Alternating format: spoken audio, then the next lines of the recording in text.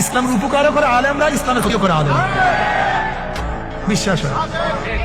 ধরে নেন বাইতুল মোকাররমে যেই মিছিল করছি আমরাই বলি বেপর্দা মহিলাদেরকে ধরে নেন, এটা যে আলেমরা না করতো বা ইসলামের দলের কেউ না করতো, ধরে নেন, মনে করে চিন্তা করেন তো, যদি এটা বিএনপি করতো বা আওয়ামী লীগ করতো বা রাশেদ খান মিনামের দলের করতো বা কমিউনিস্টরা করতো, বলেন তো বাংলাদেশে আন্দোলন কেমন হইতো বলেন তো? হ্যাঁ, আন্দোলন হইতো না। বেপর্দা মহিলা নিয়ে মসজিদে বসে আন্দোলন হইতো না।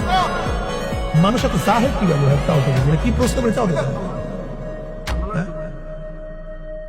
যদি ইসলামের নামে দলেরা এই উলঙ্গ মহিলা নিয়ে বাইতুল মোকাররমের সামনে মিছিল না করিয়া যদি কমিউনিস্ট করতো, আওয়ামী লীগ করতো, বিএনপি করতো, উলঙ্গ মহিলা নিয়ে বাইতুল মোকাররমের সামনে ফতুয়া না শুধু বাংলাদেশ কোলপাল হয়ে যায়। এখন আন্দোলন হয় না কেন? এইটা হলো সমস্যা। যদি ইসলামের নামে কোনো ভণ্ড যদি কোনো দেশে একবার হয়ে যায়, ওই দেশে কেয়ামতের আগ পর্যন্ত আর কোনদিন ইসলাম আসবে না।